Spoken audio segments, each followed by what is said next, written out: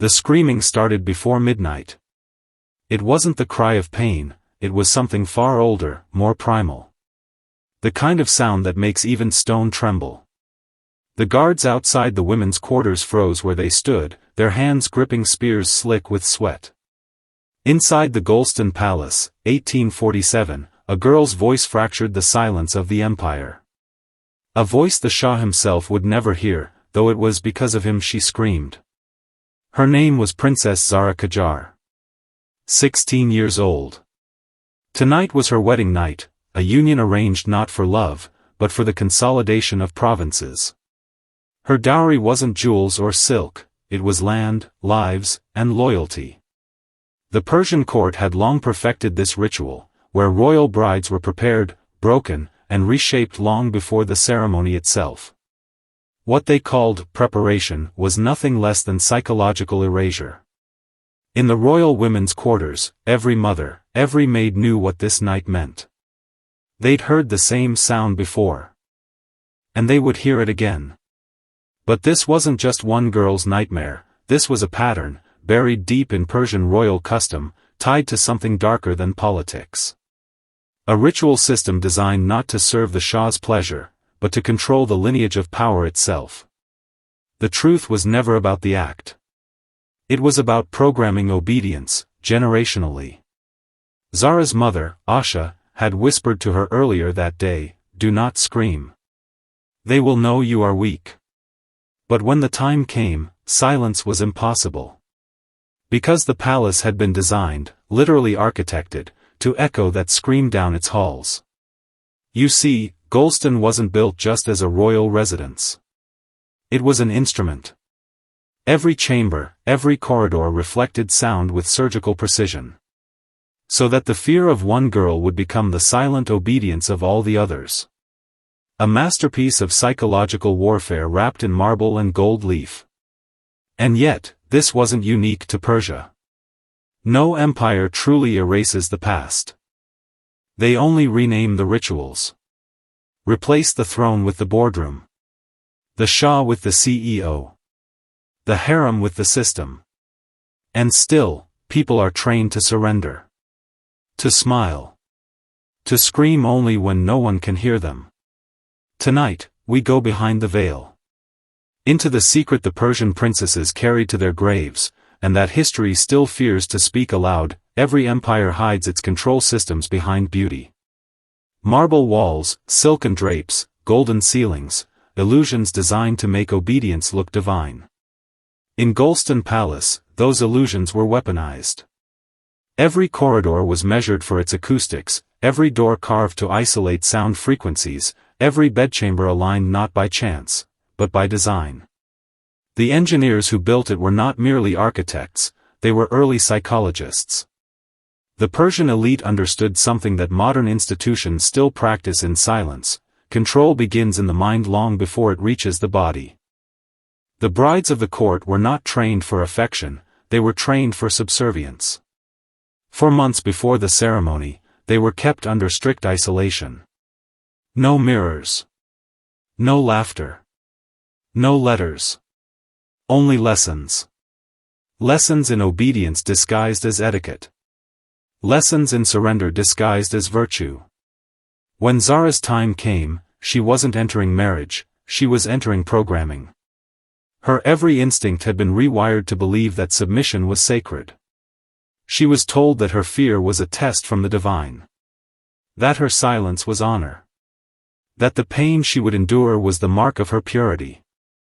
And yet, this wasn't religion. This was conditioning. The empire had no interest in purity, it needed control. Because a controlled wife meant a compliant bloodline. A generation raised to serve power without ever realizing they were slaves to it. You see, the Persian princesses didn't fear their wedding nights because of the men waiting for them, they feared the system that had already taken everything from them before those men even touched them. Every sigh, every whisper, every movement inside the royal harem was part of an invisible choreography of domination. Even the perfumes they wore were laced with meaning, mixtures designed to induce calm, to suppress adrenaline. Subtle manipulations that made defiance feel impossible, and surrender feel, almost holy. Doesn't that sound familiar? Because what the Persian Empire built with palaces and concubines, the modern world rebuilt with corporations, religions, and algorithms. Systems that reward obedience, punish rebellion, and call it civilization. The architecture hasn't changed. Only the ornaments have. And while the Shahs have fallen, their methods still breathe through the walls of our own lives. Hidden. Refined. Waiting for you to mistake comfort for freedom. By the time the wedding night arrived, the princess was already broken, she just didn't know it yet. The ceremony was never about marriage. It was an initiation. A ritual designed to fracture a girl's sense of self so completely that she would never again trust her own mind. The ritual began weeks before the ceremony. Zara was made to fast, to pray, to bathe in rosewater that was said to purify the soul. But it wasn't purification, it was sensory deprivation. Her world grew smaller, quieter, softer. Servants spoke to her only in whispers, never meeting her eyes. The older women, wives of the Shah's ministers, would visit her chamber to recite verses about obedience, duty, and silence. Each word pressed into her mind until she could no longer tell where her faith ended and her fear began. Then, on the eve of the ceremony, came the final test. She was brought to the inner courtyard, where the other royal brides once stood, barefoot, veiled, trembling, and made to walk across tiles so polished they reflected the moonlight like glass. Beneath her feet were inscriptions, invisible unless the light struck just right, ancient symbols carved into the floor centuries ago. Symbols of binding. Of control. The old priestess who presided over the ritual called it, the awakening of obedience. But the women knew its true name, the breaking. It was said that if a bride resisted during this ritual, her family's name would be erased from the court's history. And in an empire where identity meant survival, erasure was worse than death. So Zara did not resist. None of them did. When the Shah's envoys led her to her chamber that night, she was calm, not because she was ready, but because she no longer believed she had the right to fight. That's what true control looks like. When the cage disappears because the prisoner has learned to stay inside it willingly. The Persian court had turned fear into obedience, obedience into legacy, and legacy into power. And though the centuries have passed, the same ritual lives on, in every system that convinces you to stay quiet, to comply, to surrender your truth for the illusion of safety. Because once they break your mind, they never need to touch your body again. By dawn, the palace was silent. No one spoke of what had happened in the bridal chamber. No one asked. The maids washed the sheets in cold water and burned the rose petals that had witnessed too much. By morning, Zara was no longer a girl, she was property. Her name would now be spoken only in whispers, attached to titles she never chose. The empire called her purified. But what they really meant was owned. The Persian court had perfected the art of invisible slavery, the kind that looks like privilege. The princesses wore gold, but their freedom was measured in how gracefully they obeyed. They smiled beside the Shah at ceremonies, their faces calm, their eyes hollow. They were symbols, living ornaments meant to project divine order while masking human suffering. The Shahs understood something brutal about human nature: you don't need chains when you control belief.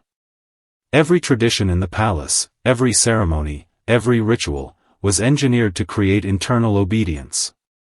Because when fear becomes sacred, rebellion becomes sin. And so, generation after generation, the system repeated itself. Each daughter raised to mirror the silence of her mother. Each bride trained to accept that pain was duty, that compliance was honor. The empire didn't just rule land, it ruled identity.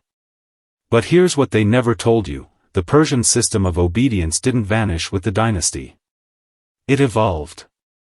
The empires of today no longer need harems or palaces. They've built their Golestan in digital glass and silicon walls. You're still taught what to fear, what to desire, what to submit to. Only now, the rituals are invisible, hidden in the rhythm of your routines, the glow of your screens, the endless need to please unseen masters. You scroll. You obey. You consume. And you think you're free. But freedom isn't the absence of walls. It's the ability to see who built them. If you've listened this far, I want you to do something symbolic, right now. Comment the phrase, "I see the walls," twice. Once for the princesses who couldn't speak, and once for yourself, to declare that your awakening has begun. Because history doesn't just repeat, it reprograms. There was a secret whispered among the older women of the court, the kind of truth that could have them executed if it ever left their lips. They said the Shah's line was cursed. Not by magic, but by memory. Every woman who entered that palace carried the residue of those before her, fear passed down like inheritance, silence passed down like blood. And in that silence lived the empire's greatest weapon, generational obedience. The Persian elite called it lineage preservation, but what they were really preserving was programming. Each royal bride was chosen not only for beauty or status, but for temperament, soft-spoken, pliable, easy to shape.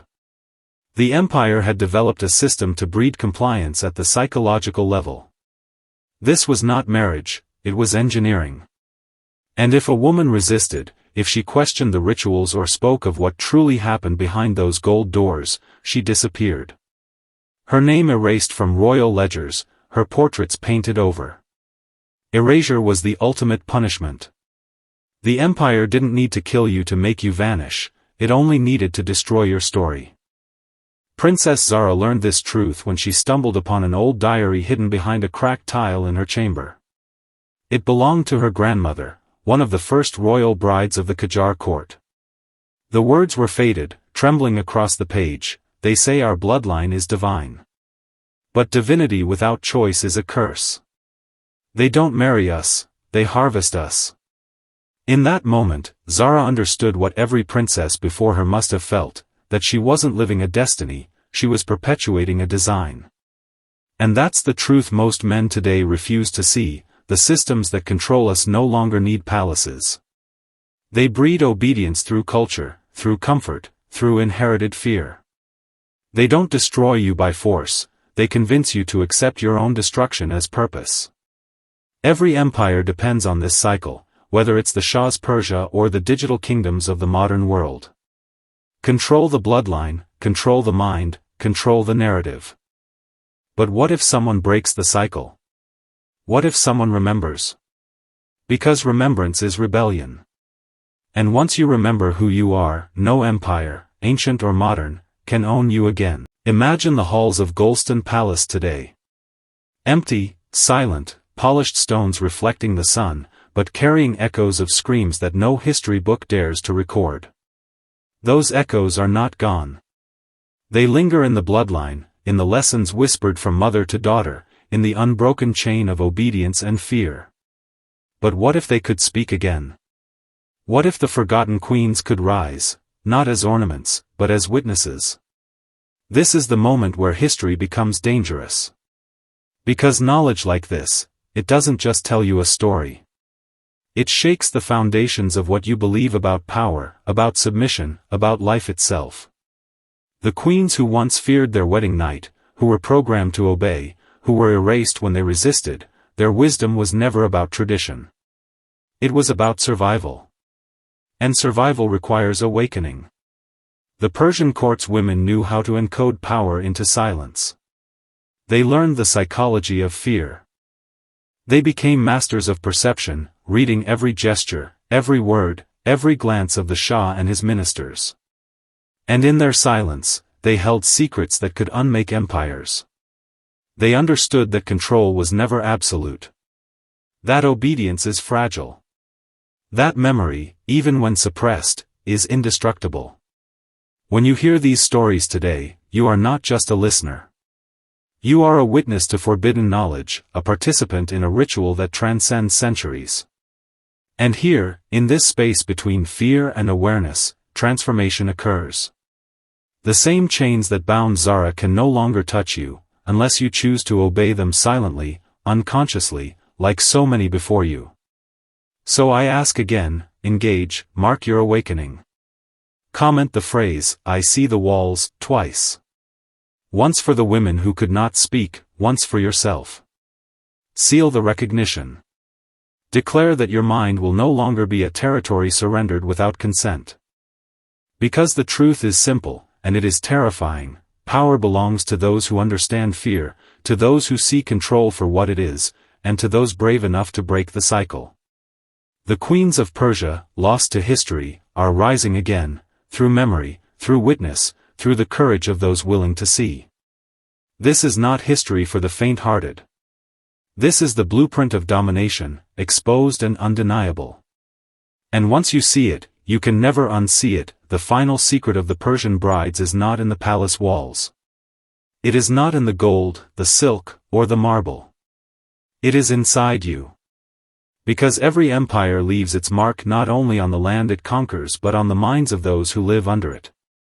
The lessons of obedience, fear, and submission have survived centuries because they were encoded into human behavior, repeated, reinforced, inherited. When Zara screamed that night, she was screaming not only for herself, but for every generation that would follow. And those echoes are still alive. They whisper in the moments when you choose comfort over confrontation, conformity over truth, silence over voice. The same patterns repeat in boardrooms, in governments, in social systems, and in the invisible rules that dictate how we live and obey today. Understanding this is not optional. Ignorance is the ultimate trap. If you do not see the structures controlling your choices, if you do not recognize the subtle rituals of power shaping your desires and fears, then you are still a princess in a palace, unaware that your chains are invisible. And the empire still owns you. But knowledge is liberation. Awareness is rebellion. When you look at your own life and see where fear has been masquerading as duty, where obedience has been disguised as honor, you begin to break free. You can refuse the ritual without resistance, without anger, simply by knowing. By remembering. By refusing to be rewritten. The Persian queens of history are gone, but their lessons endure. They teach us that power is never given. It is taken. That freedom is never inherited. It is seized. And that the screams of the past, once heard, can awaken a strength that no empire, no system, no authority can ever silence again. So remember this, the empire lives in you only if you allow it. And the choice to awaken, to see the walls, to break the cycle, that choice has always been yours. Comment one last time, "I see the walls," and claim that awareness. Seal the transformation. Because the moment you recognize the chains lose their power. History was meant to terrify. Tradition was meant to control. But knowledge, forbidden knowledge, is freedom. And now, it belongs to you.